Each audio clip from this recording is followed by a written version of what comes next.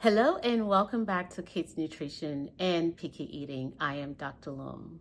If you have a kid who refuses to try any new foods or a group of foods, it can be very frustrating. That's why today I have this video to share with you some practical strategies on how to handle food refusals and make mealtime less stressful for everyone. So let's start by first understanding why food refusals. Some kids, it just could be a texture sensitivity or the food smell or taste may be overwhelming to them.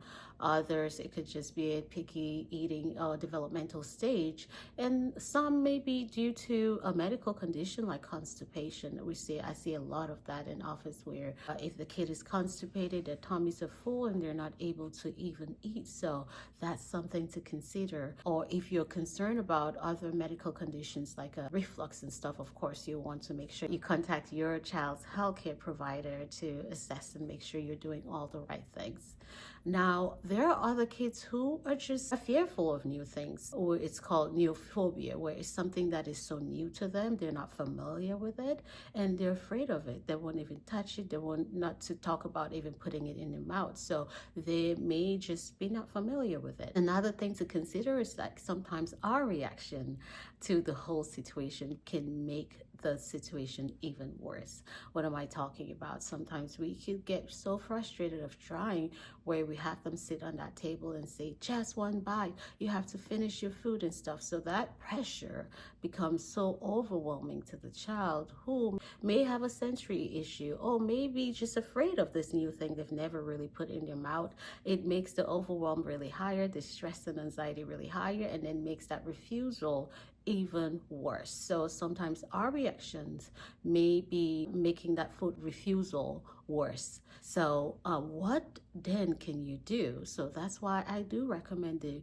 no pressure approach. What do I mean by that? So no pressure meaning you have that routine, you decide when they're going to eat, having a routine where you have options for breakfast, lunch, dinner, and maybe snacks in between, but nothing for 2 hours before the next meal. That way they come to the table hungry. So you decide when they're going to eat and you decide what they're going to eat. So you decide this is what we're going to try today and you place it on the table, but then you allow the kid to explore the food and no pressure about taking one bite, no pressure about cleaning your plate, but just letting it sit there. And which for some kids, just the fact that the food is on their plate and they don't throw a tantrum or not upset by it, that's a win. And there are other kids where just the mere fact of touching and even smelling and exploring it, that is progress. So you allow them to explore it, the food at their own pace, and then decide when they're going to put it in your mouth. And if they decide they don't want to eat it, that's okay, because guess what? You have another opportunity to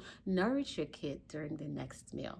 The next thing is when you're introducing something new, you don't want to give them a big portion size. You want to make sure it's nice and small, maybe even a bite size at a time, something they can easily handle, pick up, where making that size as minimal as possible, where it is not overwhelming. It is there for you to explore. It is there for you to touch. It is there for you to smell and even taste, and see what the experience is for you once it gets into your mouth and stuff. So that is another thing where letting go of that pressure, we're offering small sizes, and then finally we're modeling it too.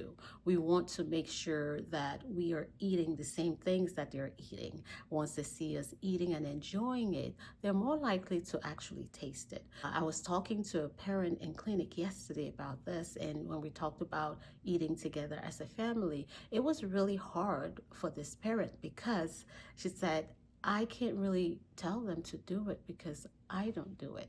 And of course the kid was like, yes, you're right. I mean, she's not doing it. I don't understand why she wants me to do it. So they are watching you, and they'll end up they're more likely to do the things that they see you do than the things that they don't see you do, especially if it's something new where you're telling them to eat it and you're not eating it. And you're like, what is this? And it becomes something scary, maybe like medicine to them instead. So modeling is a very important aspect to all of this. And if you've tried it all and they say no to it, they throw a tantrum, that's absolutely okay.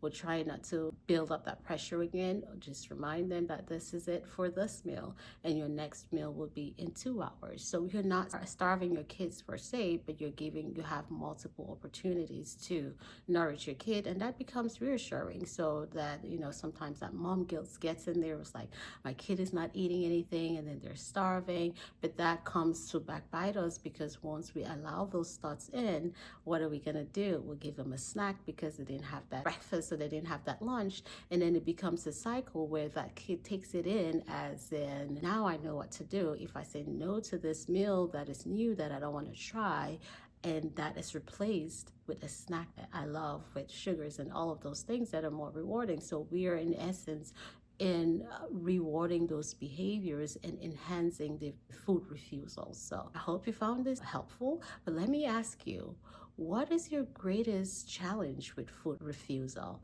Please leave a comment in the chat box, because I'd love to help you. As always, thank you for listening. Don't forget to like, share, and subscribe. If you have a parent who's struggling with a picky eater, please share this video with them.